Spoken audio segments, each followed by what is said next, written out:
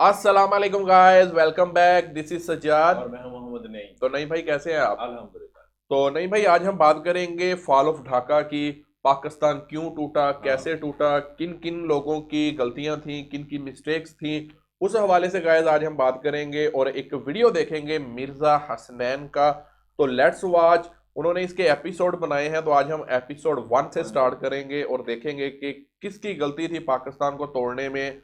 वो क्या वजूहात थी कि 1971 में जो आज का बांग्लादेश है उसको पाकिस्तान से अलग होना पड़ा, यानी कि ईस्ट पाकिस्तान को अलग होकर बांग्लादेश बनने की वजूहात क्या क्या थी और इसके पीछे क्या सारी स्टोरी है।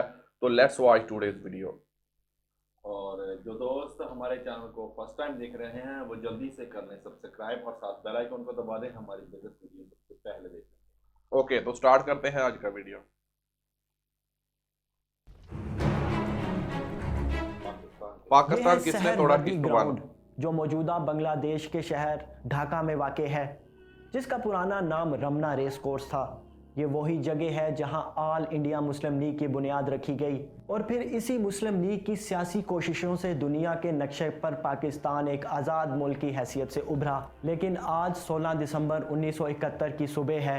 आज भी रमना रेस कोर्स के गिर्द परिंदे उसी तरह चहचहा रहे हैं, लेकिन आज कुछ होने को है। आज उस ग्राउंड में पाकिस्तान का फैसला होने जा रहा है। आज तारीख रकम होने जा रही है। आज यहाँ दो मुल्कों के सिपह सलार पाकिस्तान तोड़ने के लिए कागजात पर दस्तखत करने जा रहे हैं। आज 90,000 पाकिस्तानी जवान भारत के आगे अपने हथियार डालने जा रहे हैं। ये वही जवान हैं जिन्होंने 1965 और 1949 में भारत का डट कर मुकाबला किया।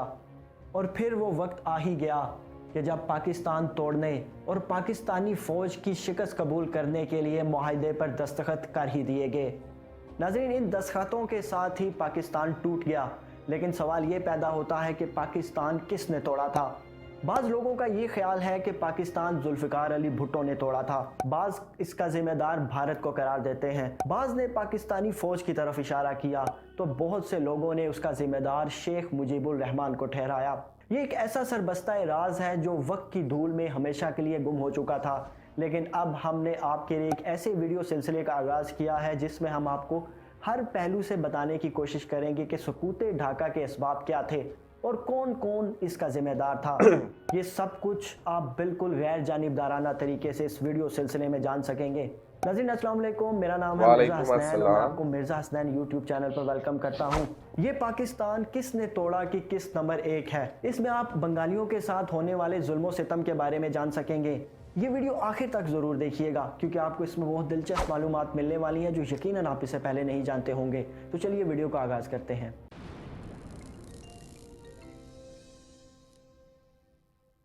हिंदुस्तान की तकसीम का अहम असूल ये था कि वो इलाके जिनमें अक्सरियत मुसलमानों की हो वो इलाके पाकिस्तान और वो इलाके जहां अक्सरियत हिंदुओं की हो वो इलाके भारत का हिस्सा होंगे।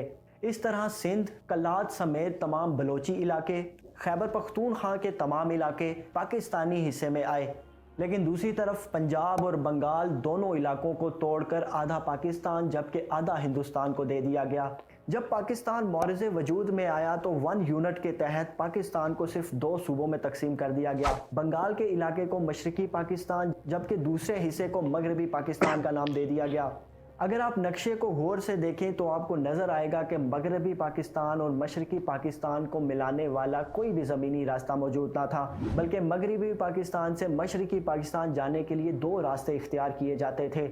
एक समंदरी रास्ता जो इंतहाई तवील तरीन रास्ता था और दूसरा हवाई रास्ता जो भारत की हदूद से होता हुआ मशरकी पाकिस्तान पहुंचता था। उस वक्त पाकिस्तान की कुल तादाद तकरीबन 75 मिलियन थी, जिसमें मशरकी पाकिस्तान की आबादी 42 मिलियन और मगरबी पाकिस्तान की आबादी तकरीबन 33% थी। यानी मशरकी पाकिस्तान की आबादी कुल पाकिस्तान के 56% थी। मशरकी पाकिस्तान को बहुत से एजाज़ात हासिल थे, जैसे मुस्लिम लीग का क़याम भी वहीं पर हुआ था। पाकिस्तान की जंग में लड़ने वाला सबसे पहले शहीद का ताल्लुक भी वहीं से था और 23 मार्च 1940 को लाहौर में करारदाद बिल्कुल। पाकिस्तान पेश करने वाले फजल हक, जिसे शेर पंजाब का लक़ब दिया गया था, उनका ताल्लुक भी बंगाल से था। ये एक तल्ख हकीकत है कि पाकिस्तान बनने के साथ ही पाकिस्तान तोड़ने का आगाज़ हो गया था। उसकी सबसे बड़ी वजह बंगालियों के साथ होने वाला नारवा सलूक ज्यादतियाँ और उन्हीं के हकूक ना देना था। पाकिस्तान बनने के बाद पाकिस्तान की कौमी ज़ुबान उर्दू को मुंतखब किया गया, लेकिन मशरक़ी पाकिस्तान के लोग क्योंकि बंगाली थे इसलिए वो उर्दू ज़्यादा नहीं बोल सकते थे। उनका ये बड़ा एतराज़ था कि मुल्क की 56% आबादी पर आप एक ऐसी ज़ुबान कैसे मुसल्लत कर सकते हैं जो हमें बोलनी ही ना आती हो। बंगालियों का ये मुतालबा किसी हद तक दुरुस्त भी था, क्योंकि जिस इलाके में 56% आबादी मौजूद हो उनसे उनकी ज़ुबान छीनना किसी भी सूरत दुरुस्त अमल नहीं था। इसी बात को लेकर पूरे मशरक़ी पाकिस्तान में तलबा ने एहतजाज शुरू कर दिए और उर्दू ज़ुबान नामंजूर नामंजूर के नारे शुरू कर दिए गए और तमाम तलबा ने बंगाली ज़ुबान को पाकिस्तान की कौमी ज़ुबान देने का मुतालबा शुरू कर दिया। शुरू में तो ये सिर्फ एक मुतालबा था, बाद में हुकूमत की कमज़ोरी के सबब ये पुरतशद्दुद तहरीक और मुजाहरों की शक्ल इख्तियार कर गए। तलबा असम्बली हाल के बाहर खड़े हुए और फिर पुलिस की एक गोली से एक नौजवान की हलाकत हो गई। इस वाक़े के बाद हालात संगीन से संगीन तर होते चले गए। इन हालात के दबाव में आकर मरकज़ी कानून साज असम्बली से सिफारिश करने पर मजबूर हो गई कि बंगाली ज़ुबान को दूसरी कौमी ज़ुबान की हैसियत से तस्लीम कर लिया जाए, लेकिन फिर ऐसा ना हो सका। आप नीचे कमेंट्स बॉक्स में मुझे ज़रूर बताइएगा कि ये फ़ैसला करना दुरुस्त था या नहीं था। वक्त गुजरने के साथ साथ मशरक़ी पाकिस्तान में रोज़मर्रा ज़रूरियात की अशिया की शदीद किल्लत हो गई। नमक, सरसों का तेल, माचिस, कपड़े और अनाज जैसी अहम बुनियादी ज़रूरियात की अशिया की शदीद किल्लत शुरू हो गई। वहाँ के दानिश्वरों और माहिरीन मुआशियात ने वहाँ मरवजा हालात के पेश नज़र मशरक़ी पाकिस्तान और मगरबी पाकिस्तान में होने वाली तामीर व तरक्की के नुमाया फ़र्क को वाज़े करने की कोशिश की। उस वक्त हालात ये थे कि मशरक़ी पाकिस्तान से मगरबी पाकिस्तान के बाहर बहुत सा माल बरामद होता था और उसके नतीजे में जो ज़र मुबादला या जो डॉलर्स मिलते थे उसका ज़्यादातर हिस्सा मगरबी पाकिस्तान पर खर्च किया जाता था और बंगाली उस वक्त इंतहाई बुरी हालत में थे। 1968 में मशरक़ी पाकिस्तान में उभरने वाली अवामी तहरीक और मगरबी पाकिस्तान के ख़िलाफ़ जज्बात की बड़ी वजह दोनों हिस्सों में पाया जाने वाला मुआशी फ़र्क भी था। उसमें कोई शक नहीं कि उस वक्त दोनों हिस्सों में मुआशी खिलाफ बहुत बढ़ चुका था। 1949 में मगरबी पाकिस्तान की फ़ी कस आमदनी 335 रुपये थी, जो 1970 में बढ़कर 537 हो गई, जबकि दूसरी तरफ मशरक़ी पाकिस्तान की 1949 में फ़ी कस आमदनी 287 रुपये थी, जबकि 1970 में सिर्फ 331 तक पहुँच सकी। 1949 में जो खिला 51 रुपये का था वो 1970 में बढ़कर 207 तक पहुंच गया। तालीम के मामले में भी दोनों हिस्सों में बहुत वाज़ेह फ़र्क था। मशरक़ी पाकिस्तान में 1951 में लिटरेसी रेट 18.8% और 10 साल बाद सिर्फ 1.1% बढ़कर 19.1% हुआ, जबकि मगरबी पाकिस्तान में 1951 में 7.6% से बढ़कर अगले 10 सालों में 14.4% तक पहुँच गया, यानी 10 सालों में 6.8% तक बढ़ गया।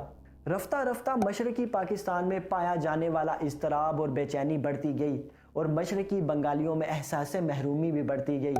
बंगालियों में एहसास महरूमी बढ़ने का एक सबब यह भी था कि बहुत अरसे तक मशरक़ी पाकिस्तान में इलेक्शन ना हुए थे और एक अरसे तक बंगालियों को फ़ैसला साजी से दूर रखने की पॉलिसी ने महरूमी का शदीद एहसास पैदा कर दिया। जनरल याहिया खान ने मशरक़ी और मगरबी पाकिस्तान में खला कम करने के लिए एक 5 साला मनसूबा तैयार किया। इस मनसूबे का मकसद दोनों हिस्सों के दरमियान मुआशी तफावत को कम करना था, लेकिन उस वक्त तक बहुत देर हो चुकी थी। बंगालियों में एहसास महरूमी इस कदर बढ़ चुकी थी कि वापसी का रास्ता नामुमकिन था। बंगाली अवाम के दिलों में एक लंबे अरसे तक के इस्तेहसाल, महरूमी और नामाकूल हुक्मरानी के नतीजे में जिस गुस्से और बदएतमादी ने जन्म लिया वो 1971 में एक कैंसर की शक्ल इख्तियार कर चुका था और बेकरारी की जड़ें बहुत गहरी हो चुकी थी। कैंसर ज़दा मुल्क को बचाने के लिए सदर का मंसूबा आखिरी किरण था, लेकिन वो भी कारगर साबित ना हो सका और मुल्क टूटने की सबसे बड़ी वजह बना। नाज़रीन, इस वीडियो में हमने आपको बताया कि बंगालियों के साथ होने वाली ज़्यादतियाँ कैसे मुल्क टूटने का सबब बनी। पाकिस्तान किसने तोड़ा की अगली किस्त में आप ये जान सकेंगे कि पाकिस्तान तोड़ने में पाकिस्तानी सियासतदानों, पाकिस्तानी फ़ौजी जर्नैलों, ब्यूरोक्रेट्स और भारत समेत दीगर ममालिक का क्या किरदार था और मशहूर अगरतला साजिश केस क्या था। इसलिए अगर आपने हमारा चैनल सब्सक्राइब नहीं किया तो अभी सब्सक्राइब करें। ओके गाइस, तो ये था वीडियो आज का जो हमने देखा, एपिसोड 1 थी। तो नईम भाई, पाकिस्तान के टूटने में जो बेसिक चीजें हैं, हम हमेशा यही बातें करते रहे हैं कि सबसे बेसिक जो इशू था वो लैंग्वेज का था पहले। नंबर 1 पे जो है वो लैंग्वेज ही है। हाँ। तो कर देते, अगर सेकंड लैंग्वेज इसको बंगाली को कर देते ना तो कोई नेशनल लैंग्वेज का दर्जा देना चाहिए था। आप देखो कि ईस्ट पाकिस्तान में जो पॉपुलेशन थी वो 55% थी, 56 या 55। हाँ। आप यही लगा लें यार कि हाफ भी लगा लें अगर, हाँ। तो हाफ में भी ये है कि टोटल ईस्ट पाकिस्तान में टोटल बंगाली हैं, बांग्ला बोलने वाले हैं, बिल्कुल सिंधी हैं, बलोची हैं, ठीक है, सराइकी हैं, पंजाबी हैं, डिफरेंट मतलब डिफरेंट महाजर भी हैं। हाँ, इधर डिफरेंट हैं और वो सब मिलाकर 50% बन रहे हैं और 45 बन रहे हैं, और जो ईस्ट पाकिस्तान है वो 56% बन रहा है। इधर सजाद भाई कोई मतलब उर्दू उस वक्त नहीं बोलता, उर्दू कोई भी नहीं बोलता था यार, महाजर उर्दू हो तो गए थी नहीं, उर्दू तब थी नहीं। उर्दू ये सिर्फ मतलब उर्दू को दर्जा दिया गया क्योंकि ईस्ट जो पूरा इंडिया था ना, बस सब कॉन्टिनेंट था। हाँ। तो यहाँ पर हिंदी उर्दू ये मिक्सचर लैंग्वेजेस बोली जाती थी। तो उर्दू को जो मसलत किया गया था वो इसलिए किया गया था कि पाकिस्तान की कौमी ज़बान उर्दू देने का बहुत, ये इसके ऊपर बहुत मतलब पहले सोचा गया कि कौन सी लैंग्वेज को, हालांकि सोचने की तो कोई बात थी नहीं बिल्कुल कि डेफिनेटली यार एक पॉपुलेशन जिस नेशन की, जिन लोगों की ज्यादा है, डेफिनेटली आप उसको मतलब कौमी ज़बान का जो है दर्जा दे दे, नेशनल लैंग्वेज उसको बना दे। लेकिन ऐसा नहीं हुआ, उर्दू को बीच में ले आए। उर्दू क्यों लेकर आए? अब उर्दू किसी की भी नहीं है, ना तो पंजाबी उर्दू बोलते, ना सराइकी बोलते, ना सिंधी बोलते हैं, ना बंगाली बोलते हैं। लेकिन उर्दू को मसलत करने का ये जो माइंड था, थिंकिंग थी, वो बहुत गलत थी। उन्होंने ये सोचा था कि हम जो लैंग्वेज है ना वो लेकर आएंगे जो किसी की भी ना हो। और पहला इशू जो बना पाकिस्तान टूटने का, सबसे फर्स्ट जो स्टूडेंट्स ने एहतजाज शुरू किया वो लैंग्वेज के ऊपर था गाइस, वो था ज़बान का मसला, जिसको हम पहले भी काफी दफा वीडियोस में बोल चुके हैं कि जो बंगला थी उसको पाकिस्तान की नेशनल लैंग्वेज अगर करार दे दिया जाता तो आज हो सकता है ईस्ट और वेस्ट पाकिस्तान जो है वो मुत्तहद होते। और गाइस जो दूसरा बड़ा मसला था वो था इनकम का।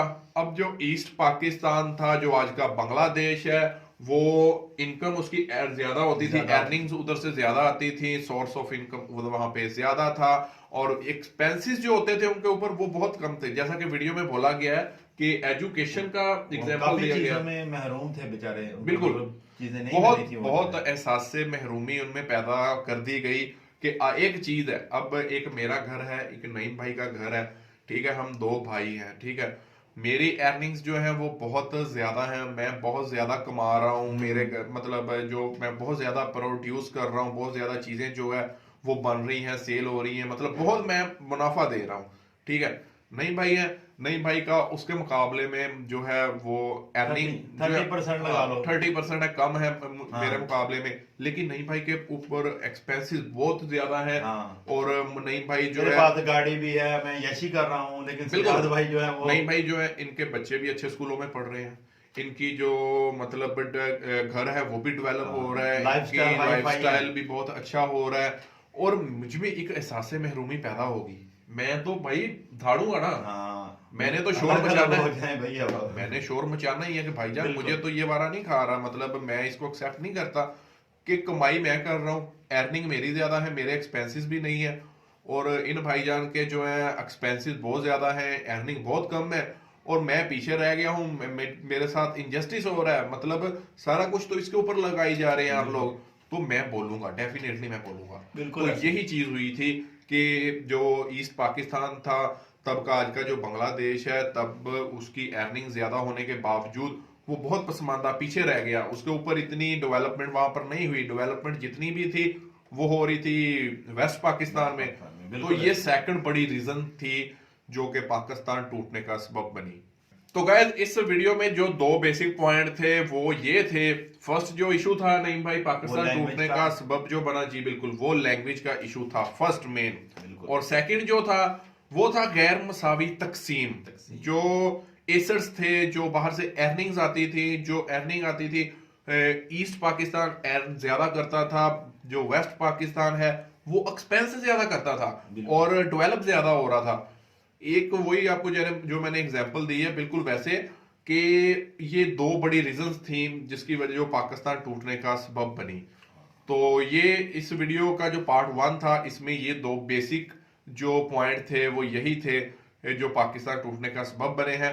तो गाइस पार्ट 2 में हम देखेंगे जो पॉलिटिशियंस थे साहब जो जर्नल्स थे उनमें से किस किस का कसूर था, किस किस का क्या क्या रोल था, तो वो हम पार्ट 2 में देखेंगे। तो अब लेते हैं आपसे इजाजत, इंशाल्लाह मिलेंगे नेक्स्ट वीडियो में। अपना ख्याल रखिएगा, दुआओं में याद रखिएगा। गुड बाय, अल्लाह हाफिज। अल्लाह हाफिज।